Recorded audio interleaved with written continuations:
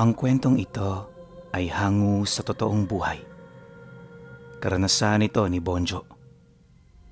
Taong 1950. Antique.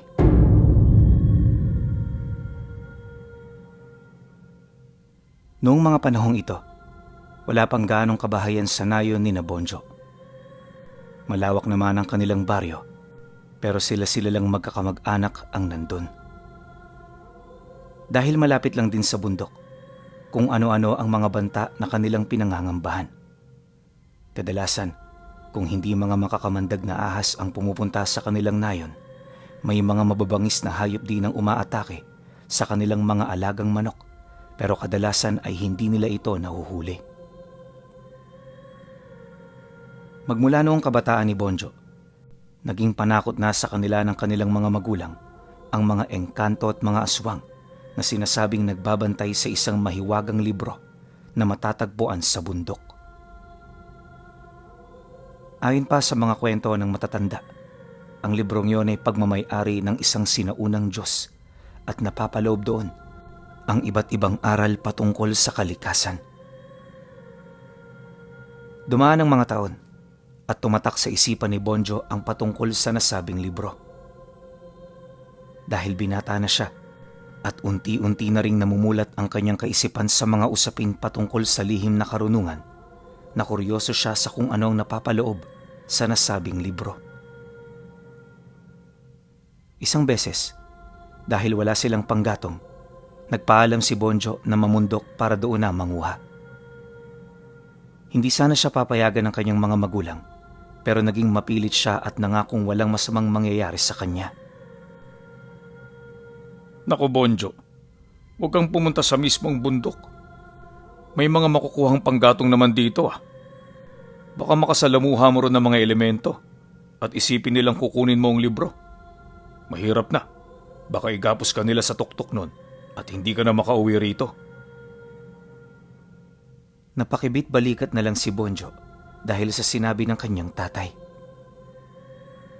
Binata na po ako at kaya ko na ang sarili ko. Wala kayong dapat na ipag-alala sa akin. Magbabaon na lang ako ng aking kanin at tubig para hindi ako magutom o mauhaw doon. Pag-uwi ka niya, nagpaalam na siya. Dinala rin niya ang panaling lubid at itak, tsaka umalis sa kanilang bahay para tumungo sa bundok.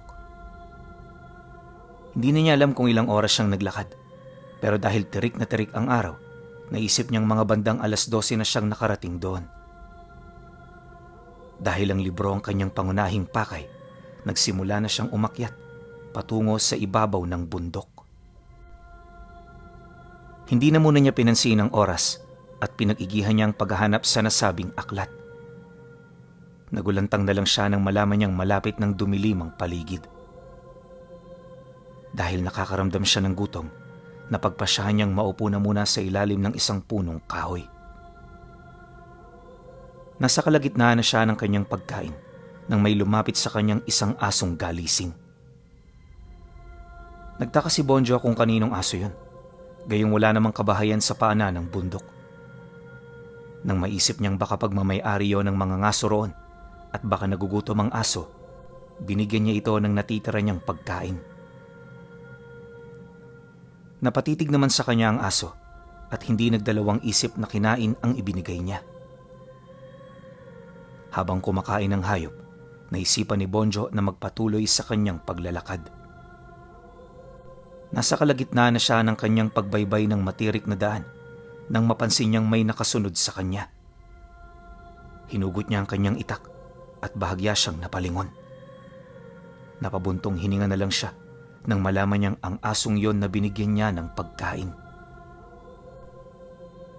Hindi kaya alam ng aso na to ang aking pakay? Ano kaya kung sundan ko na lang siya? Wala namang mawawala kung sakali. Hinayaan ni Bonjo na maunang maglakad ang aso at sinundan niya ang dinaanan nito. Nang medyo nakakalayo na sila, muli siyang nagtaka.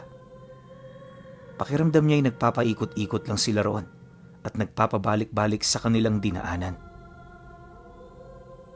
Naging mabilis din ang oras at nangamba si Bonjo nang mapansin niyang nilulukob na ng dilim ang kapaligiran. Naisip niyang baka engkantado ang aso at kung hindi yun makakatulong sa kanya, baka yun pa mismong maglagay sa kanya sa kapahamakan. Dahil dito, napagpasyahan niyang tuluyan ng tumigil sa paglalakad at hintay na lang mawala ang hayop. Pagkaraan ng ilang sandali, napagtanto niyang nakalayo na ang aso. Sa isang pag-isap naman ng kanyang mga mata, nagulantang siya nang makita sa hindi kalayuan ang isang malaking bato na nakakadena. Lumakas ang kabog ng kanyang dibdib at nagkaroon siya ng kutob na nasa batong yon ang librong hinahanap niya. Marahan siyang humakbang papunta roon at nang makalimang hakbang na, natigilan siya nang may makita siyang dalawang nilalang na nakatayo sa magkabilang gilid ng batong nakakadena. Ano ang pakay mo rito, Dayo? Huwag mong sabihin gusto mong angkinin ng librong nakakadena sa batong to. Napalunok ng kanyang laway si Bonjo. Hindi niya alam kung ano ang kanyang isasagot. Nanatili na lamang siyang nakatayo habang pinapakiramdaman niya ang galaw ng dalawang nilalang. Dahil nakakamoy siya ng malansang samyo, naisip niyang mga aswang ang mga yon. Hinugot niya ang kanyang itak at inihanda ang kanyang sarili para sa kung ano mang gagawin ng dalawa. "Oh, nandito ako para kunin ang libro." "Bakit? Sino ba kayo para harangan ako?" Napaangil ang dalawang aswang dahil sa sinabi ni Bonjo. Mas lalong nanindak ang kanilang mga mata at nakita niya nang umisi pa ang mga ito. Huwag kang magtapang-tapangan, binata. Naamoy ko ang takot mo.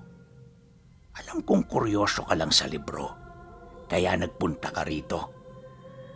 Ngunit, alam ko rin nag-aalangan ka sa kung anumang posibleng makasagupa mo rito. Napailing si Bonjo. Nakaramdam siya ng pagkainsulto dahil sa sinabi ng isang aswang. Dahil dito, naisipan niyang humakbang na para mas lumapit sa dalawa. Muling napaangil ang isang nilalang at noon din, lumundag siya para sugurin ng binata.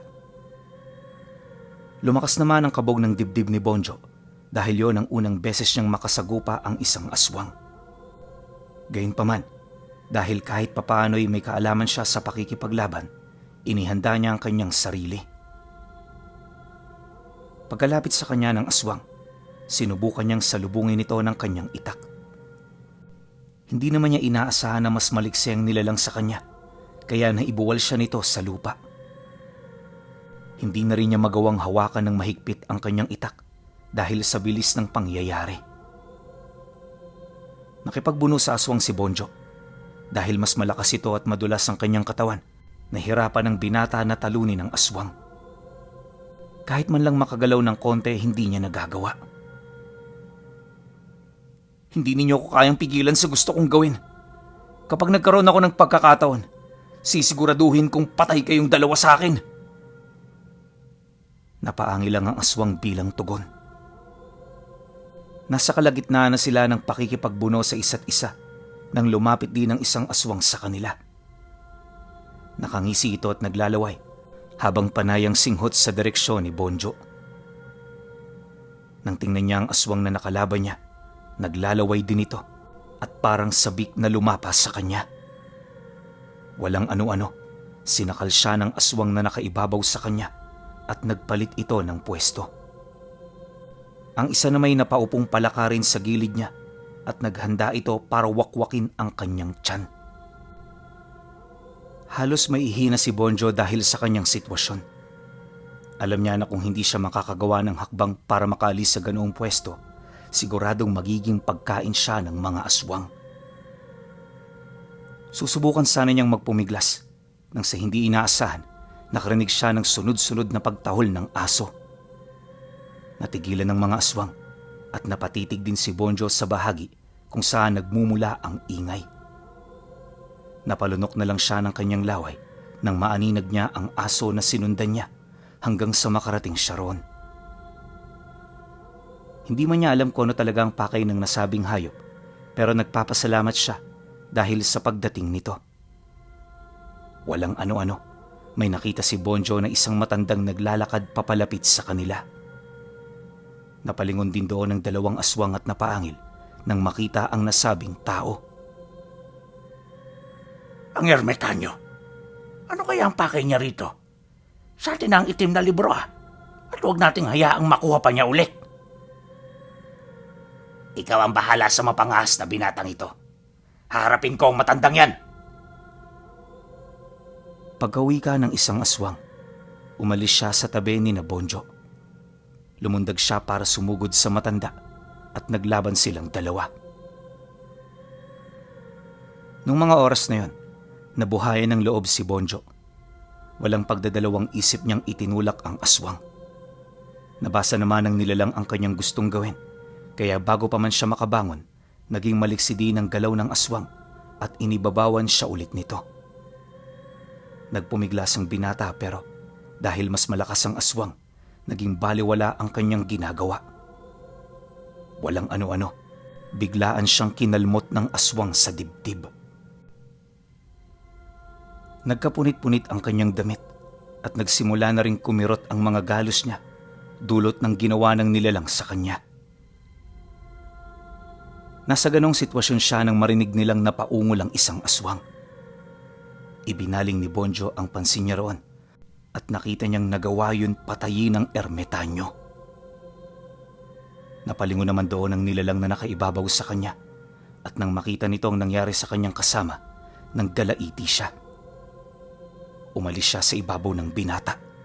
Nilundagan niya ang ermitanyo at naglaban silang dalawa. Napatitig na lang si Bonjo sa kanila habang naglalaban ang aswang at ang matandang ermitanyo. Nang mas umigting ang labanan ng dalawa, nagpa siyang binata na damputi ng kanyang itak. Idinako niya ang kanyang paningin sa malaking bato at nang mapansin niyang may nakakadenang ang libro roon, sinikap niya itong lapitan kahit na masakit ang kanyang buong katawan. Nagsimula siyang humakbang patungo roon, pero nang malapit na siya sa malaking bato, nakarinig siya ng malakas na pag-angil. Iba yon sa naging angil ng dalawang aswang, kaya iginala niya ang kanyang paningin sa paligid.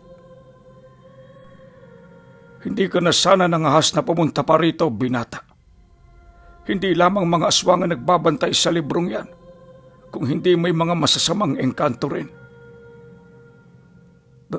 Bakit ho? Ano ho bang nilalaman ng librong yan? Mga lihim na kataga. Mga salitang kayang bumuo at magwasak ng lahat ng bagay. Magsasalita pa sana si Bonjo nang bigla nilang naramdaman ang pagyanig ng lupa. Nabahala naman ang ermitanyo at sinabihan niya ang binata na sumama na muna sa kanya para hindi siya makita ng ibang bantay doon. Dahil sa kanyang takot, walang pagdadalawang isip siyang sumama sa ermitanyo. Habang naglalakad sila papalayo roon, naging panay rin ang kanyang paglingon sa malaking bato. Nagtaka pa siya dahil nawala rin naman agad ang pagyanig at maging ang angil na kanyang narinig. Bilisan natin. Sigurado akong naamoy ka niya. Hindi ka niya titigilan hanggat hindi ka napapatay. Isang malaking pagkakamali ang pagpunta mo rito. Nagkataon pang nagpakita ang bato kung saan nakakadena ang librong itim na yon. Gusto kong makuha ang libro. Handa akong harapin kung ano man ang mga nilalang na yon. Huwag kang maging hangal, binata. Kapag nakuha mo ang libro at nabasa mo ang mga nakasulat doon, ikaw mismo ang magbibitaw ng sumpa para sa iyong sarili at sa iyong pamilya. Hindi na nakasagot si Bonjo sa sinabi ng ermitanyo. Sumama na lang siya rito kahit pa na hindi niya alam kung saan talaga sila pupunta. Nasa kalagitnaan na sila ng kanilang paglalakad nang tumigil ang asong kasama ng matanda. Napalingon yun at nagsimulang kumahol, kaya natigilan na rin sina Bonjo at napalingon doon. Nagulat na lang ang kanyang mga mata nang makita niya kung ano ang tinatahula ng aso. Noon din, sinabi ng ermitanyo na kailangan na nilang makaalis doon dahil delikado na ang kanilang sitwasyon. Nababahala pa si Bonjo sa aso. Pero napatawa lang ang ermitanyo at napawi ka na magagawang makaligtas ng hayop na yon dahil isa siyang engkantado. Nang lumaon, nakarating sila sa tapat ng kuweba. Pumasok sila roon at naghintay na lang sa aso ng ermitanyo. Nung nandun na sila, nagkwento ang matanda patungkol sa librong nakagapos sa kadena. Nakaramdam ng pagsisisi si Bonjo dahil inasam niya yon, gayong ikakapahamak pala ng maraming tao kapag nabuksan yon. Likas na sa taong pagiging mabuti at pagiging masama. Depende sa hinihingi ng sitwasyon. Kapag nasa kamay ni naman ang libro, sigurado na gagamitin nila yon para sa kanilang pansariling interes. Kaya ikaw, mas maigi pang umuwi ka na lang sa inyo at kalimutan ang patungkol sa libro. Upang masiguro na walang mangyayari sa binata, kinonsagra at binasbasa ng ermitanyo ang kanyang katawan. Hindi nakasagot si Bonjo. Pagkaraan ng ilang minutong paghihintay, nakarinig sila ng pagkahol ng aso sa labas ng kuweba. Tatayo sana si Bonjo para alamin kung ano nangyayari, pero pinigilan siya ng matanda. Ito na mismo nagpresenta na titingin kung ano ang nangyayari. Nang magsimula ng maglakad ang ermitanyo, palihim naman sumunod sa kanya si Bonjo. Pagdating nila sa bukhanan ng kuweba, noon lamang nalaman ng matanda na nakasunod pala sa kanya ang binata. Total, nandito ka rin naman. Ihanda mo ang iyong sarili. Masundan tayo ng mga aswang dito. Ilang dekada na akong nagtatago rito, pero ngayon lang nila nahanap itong kuweba ko. Ha? Teka, ano pong pinaplano niyo sa ngayon? Haharapin ko ang mga aswang na yan. Kung kinakailangan maubos ko silang lahat, gagawin ko. Tutulong po ako sa inyo. Alam kong isa ako sa rason kung bakit nangyari to. Hindi ko ho kayo pababayaan. Teka lang. Ano po pala ang pangalan ninyo? Ako nga pala si Bonjo. Napatango ang ermitanyo kay Bonjo. Nagpakilala ito bilang Gurang Mamay.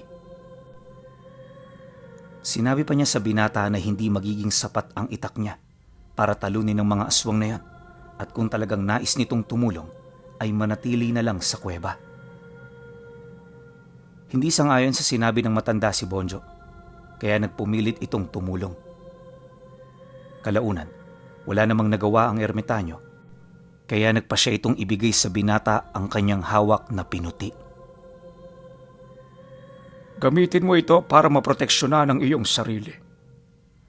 Nagmula pa yan sa mundo ng mga engkanto. Nagpasalamat naman si Bonjo. Tinanong pa niya ang ermitanyo kung ano ang gagamitin ito, pero itinas lang ng bahagya ng matanda ang kanyang tungkod. Sinabi nito sa binata na sapat na yon para labanan ang mga aswang. Nung mga sandaling yon, lumabas sila at agad ding tumakbo ang aso ng ermitanyo papalapit sa kanila. Nang ibaling nila ang pansin nila sa paligid, nakita niya ang napakaraming aswang na nandoon at nag-aabang sa kanila. Nagtaka pa si Bonjo, gawa ng hindi niya nakita roon ang aswang na naging sanhi ng mahinang pagyanig ng lupa. Noon din, umangil ang mga yan at ang bawat isa sa kanila ay nanabik na sumugod sa dalawa. Maghanda ka, Bonjo. Ilang sandali lang aatake na ang mga yan sa atin. Kailangan matalo natin sila at nang makaharap natin ang kanilang pinuno. Kailangan muli siyang makulong at nang hindi na makapaghasik ng takot dito sa buong probinsya. Napatango na lang si Bonjo sa sinabi ng matanda. Walang ano-ano, sumugod sa kanila ang mga aswang. Nang humakbang na ang ermitanyo para salubungin ng mga nilalang, umabante na rin ang binata at nakipaglaban na rin. Sige lang, Bonjo. Huwag mong katakutan ang mga ito. Mas mahina pa sila sa dalawang nakaharap natin kanina. Huwag po kayong mag-alala. Hindi po ako natatakot sa mga nilalang na to. Ang mga kagaya nila ay dapat na mamatay. Gamit ang hawak niyang pinuti, pinagtataga niya ang kada nilalang na umaatake sa kanya. Hindi siya nakaramdam ng awa sa mga yon. Ang tanging nasa isip niya ay kailangan niyang patayin ng mga aswang dahil kung hindi, sila ang papatayin ng mga ito. Pinag-igihan niya ang pakikipaglaban at kahit na nagagalusan siya dahil sa pagkalmot ng mga nilalang, hindi yun naging alintana sa kanya. Ipinagpatuloy niya ang kanyang ginagawa hanggang sa isa-isa na niyang napatumba ang mga aswang na sumusugod sa kanya. Nang medyo konti na ang mga aswang na umaatake sa kanya, ibinaling niya ang kanyang pansin sa ermitanyo. Namangha siya nang makita niyang mas mabilis pa sa mga galaw niya ang nasabing matanda. Ang kada aswang na natatamaan ng kanyang tungkod ay tumitilapon at hindi na nakakabangon ulit. Yan ang dapat sa mga kagaya ninyo. Matagal na kayong nagkalat dito sa probinsya at kailangan ng mapuksa kayo. Mga salot! Napaangi lang ang ibang aswang. Mas naging agresibo pa sila, kaya nang maubos ni Bonjo ang mga nilalang na kumalaban sa kanya, nilapitan niya ang ermitanyo at tinulungan ito. Ang kada aswang na kanyang natataga, pinapalo ng matanda ng hawak nitong tungkod. Dahil doon, tumitilapon ng mga nilalang at dahil sa sugat nila, tuluyan na silang nawawala ng buhay. Marami pa silang nandito. Halos wala pa sa kalahati ang umaatake rito sa atin. Ano ang gagawin natin? Susugod din ba sila rito? Malamang hindi na. Alis ang iba sa kanila para makaiwas sa gulo. Sigurado ako na pupunta sila sa kabilang probinsya para doon na manirahan. Napatango si Bonjo. Tinanong pa niya ang ermitanyo kung ano ang kanilang susunod na gagawin. Nang sabihin nito na haharapin nila ang nilalang na itinuturing na pinuno ng mga karaniwang aswang doon sa bundok, napalunok siya ng kanyang laway. Bahagyang kinilabutan ang binata. Hindi ka dapat matakot sa kanya. Kahit na isa siyang aswang, alalahanin mong meron tayo na wala sa kanila.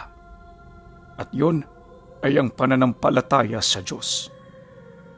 Huwag mong isipin ng takot. Ang isaisip mo ay ang kabutihang idudulot ng pagkamatay niya.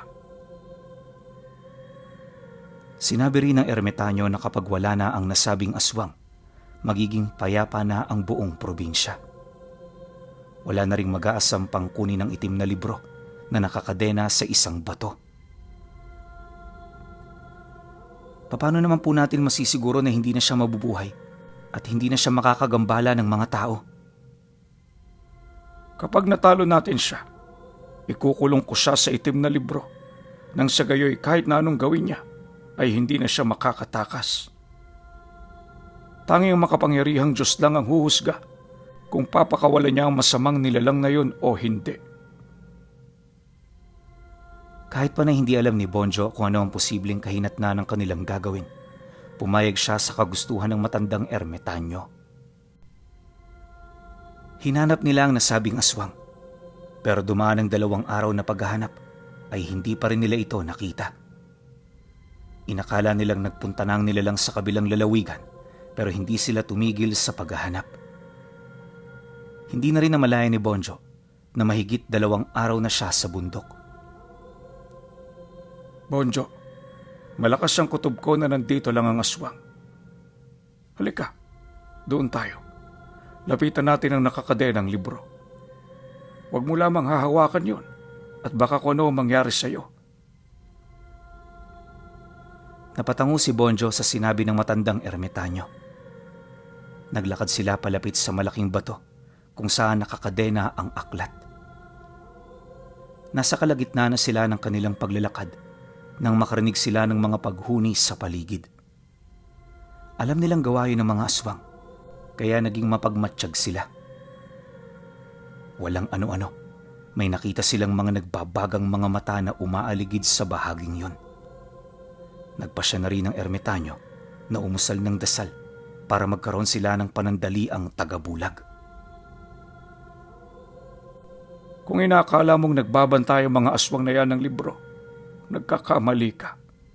Nagabang sila ng isang tao na kayang kumuha ng aklat na yan. Ho? Teka, ano ang ibig niyong sabihin? Isang Bertudes. Kapag nakahanap sila ng ganyang tao, gagamitin nila yon para maalis sa pagkakadena ang nasabing aklat. Kapag nakuha na nila ang libro, siguradong mas katatakutan sila. Hindi ko rin alam kung ano ang mga katagang laman yan, pero malakas ang kutob ko na makapangyarihang orasyon ng mga nandyan. Sinabi naman ni Bonjo na kailangang hindi makuha ng mga aswang ang libro dahil kung nagkataon, kahit na ang mga makakapangyarihang ermitanyo at dibino ay magagawa nilang talunin. Napatango na lang ang matanda dahil sa kanyang sinabi. Nasa kalagitnaan na sila ng kanilang pag-uusap nang makaramdam sila ng mahinang pagyanig ng lupa.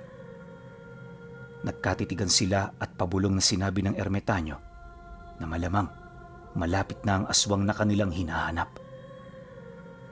Dahil doon, nagpasya silang lumabas sa pinagtataguan nila at hinarap ang mga karaniwang aswang na naglipana sa bahaging yon. Nang makalabas na sila, napatitig agad sa kanila ang napakaraming aswang. Walang ano-ano, sabay na sumugod ang mga ito sa kanila.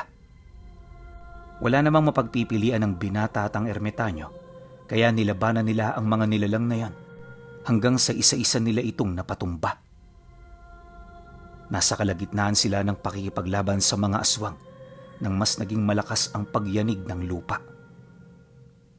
Nagulat na lang si Bonjo nang makita niya ang aswang na nakita niya rin noong maramdaman niya rin yun. Sinabi niya yun sa ermitanyo at walang pasabi pa, sumugod doon ang matanda.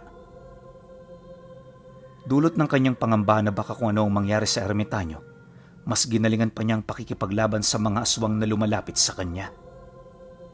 Ang kada nilalang na umaatake sa kanya, sinigurado niyang masusugatan niya sa bandang leeg at ulo. Ang iilan sa mga yon ay sinasaksak niya sa tiyan at dibdib, kaya hindi na nakakalaban pang muli. Kalaunan, nang iilan na lang sa mga karaniwang aswang ang nananatiling buhay, ibinaling na ni Bonjo ang kanyang pansin sa nilalang at ermitanyo. Nang makita niyang patuloy pa rin naglalaban ng dalawa, minabuti na muna niyang tapusin ang mga karaniwang aswang. Noong magawa na niya ito, panandalian siyang natigilan. Napatitig siya sa malaking bato at nakita niyang kumikinang ang mga letrang nakasulat sa pabalat ng libro. Habang tumatagal ang pagkatitig niya roon, ramdam niyang may kung anong enerhiyang naguutos sa kanya, nakalaga ng kadena roon tsaka kunin ng aklat. Susundin na sana ni Bonjo ang puwersang naguutos sa kanya nang biglaan siyang matigilan nang makarinig siya ng pagsigaw. Huwag mong kunin yan, Bonjo! Kapag kinuha mo ang librong yan, papatayin tayo ng aswang na ito para mapasa kamay niya yan. Huwag kang magpapadala sa tukso ng lihim na aral sa kaliwa. Nahimasmasan si Bonjo dahil sa sinabi ng matandang ermitanyo. Umatras siya sa bato at humarap na lang siya sa dalawang naglalaban. Sige, Bonjo. Kunin mo ang libro at gagantimpalaan kita ng mga ginto. Huwag kang makinig sa ermitanyong ito. Maging siya ay gusto rin niyang makuha ang aklat na yan. Hindi yan totoo. Kahit na anong mangyari, hindi ako kukuha ng aral dyan. Hindi ko ilalagay sa kapahamakan ng aking kapwa. Napatawat na paangil na lang ang aswang dahil sa sinabi ng ermitanyo. Sa hindi naman niya inaasahan, mas naging agresibo yon, kaya nagawa siya nitong ibabawan. Nagpumiglas pa ang matanda, ngunit dahil mas mabigat at mas malakas sa kanya ang nilalang, halos hindi na siya makagalaw. Napagtanto rin ni Bonjo na nabitawan nun ang hawak niyang tungkod. Pakawalan mo ang ermitanyong yan at ako ang harapin mo. Isa kang duwag na uri ng aswang. Nang makita ng binata ang tungkod na nabitawan ng matanda, Kinuha niya ito at hinawakan. Nakaramdam siya ng enerhiya roon, pero nagawa niya ring tiisin yon hanggang sa kusa nang nawala ang puwersa roon. Napalingon ang aswang sa kanya at napaangil. Inutusan niya si Bonjo na kunin ang libro para sa kanya, pero pinigilan ng ermitanyo ang binata. Dahil doon, buong higpit na sinakal ng nilalang ang matanda hanggang sa halos maghabol na ito ng kanyang hininga. Nagalit si Bonjo roon at noon din mismo, bumuelo siya at buong lakas na pinalo ng tungkod ang likod ng aswang. Napaungol yun at humarap sa binata. Hindi naman natinag si Bonjo sa nilalang. Muli niyang pinalo yun ng tungkod, ngunit sa pagkakataong yun, nagawang mahawakan ng aswang ang tungkod. Hindi inaasahan ni Bonjo na gagawin yun ng aswang, kaya hindi na rin siya nakapaghanda noong ibinalibag siya nito. Nakita ng ermitanyo ang ginawa ng nilalang, kaya agad itong bumangon at sinunggaba ng aswang. Nagsimula silang maglaban ulit, at dahil mas malakas ang aswang, nagawa rin siya nitong ibalibag. Talagang napaka-demonyo mo! Bakit hindi na lang ako ang harapin mo? Kahit na masakit ang katawan ni Bonjo, pinilit niyang makabangon. Hawak niya sa kanang kamay ang pinuti at sa kaliwa naman ay ang tungkod ng ermitanyo. Agad namang napalingon ang aswang sa kanya at nang sumugod na ito, sumigaw sigurang mamay sa binata na ipasa sa kanya ang tungkod. Hindi naman nagdalawang isip si Bonjo na itapon ang tungkod sa bahagi kung saan naroroon ang ermitanyo. Saktong pagkapasa niya ng tungkod doon, nakalapit na sa kanya ang aswang. Nakipagbuno siya rito at sinikap niyang matalo ang nilalang. Subalit, dahil likas sa nilalang ang pagkakaroon ng pambihirang lakas at liksi, nalagay siya sa alanganin. Napaungol na lang siya nang sakalin siya nito at subukang wakwaki ng dibdib. Binigyan kita ng pagkakataon para makuha ang libro at nang maligtas ang iyong sarili. Pero nung ginawa mo, sinayang mo. Nang maramdaman na ni Bonjo ang kirot, napapikit na lang siya ng kanyang mga mata. Walang ano-ano, nagtaka siya kung bakit natigilan ng nilalang, kaya iminulat niya ang kanyang mga mata. Ang dapat sa mga kagaya mo ay ikulong. Hindi ka na dapat pang manatili rito dahil salot ka. Alam kong ikaw ang pinakapinuno ng mga aswang na naglipa na rito sa probinsya. Ilang sandali pa, napasigaw ng malakas ang aswang. Nakita ni Bonjo na may kung anong liwanag ang bumalot sa kanya at kahit na anong gawin ng nilalang ay hindi yon nawawala. Sa isang pagkisap ng mga mata ng binata, nawala ang aswang at nakita niyang may hinigop na liwanag ang librong nakakadena sa malaking bato. Tumayo siya at nilapitan ng ermitanyo. Sinabi sa kanya ng matanda, hanggat hindi nabubuklat ang libro, ay mananatiling nakakulong doon ang aswang. Sinabi rin niya na siya at ang kaibigan niya ang nagbabantay sa libro, pero dahil mas nangibabaw ang kasamaan sa kanyang kaibigan, naging isang aswang yan at namuno sa iba pa niyang kauri. Mabuti na lamang at natulungan ni Bonjo ang ermitanyo, kaya nakulong ang nasabing nilalang sa loob ng aklat. Nung mga oras na yan, nagpasya na lang si Bonjo na umuwi sa kanilang nayon. May kung ano pang ipinainom sa kanya ang ermitanyo para madaling maghilom ang kanyang mga sugat at manumbalik ang kanyang lakas.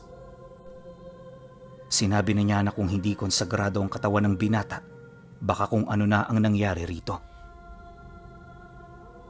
Nagpasalamat naman siya at ibinalik sa ermitanyo ang pinuti.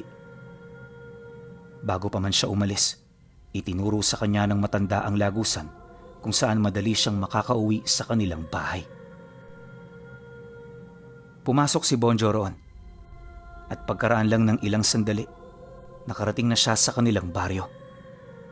Naisip niyang wag nang sabihin kung ano talaga ang nangyari dahil alam niyang mapapagalitan siya. Maswerte nga lang siya at nakasangga niya ang ermitanyo, kaya walang nangyaring masama sa kanya. Kung nagkataon, wala tayong ganitong kwento at maaga siyang namatay. Dahil sa naging karanasan niya, isinumpa ni Bonjo sa kanyang sarili na kailanman hindi na siya mag-aasam ng mga nakakagimbal na aral na mapag-aaralan niya sa nakakadenang libro sa bundok ng Antique.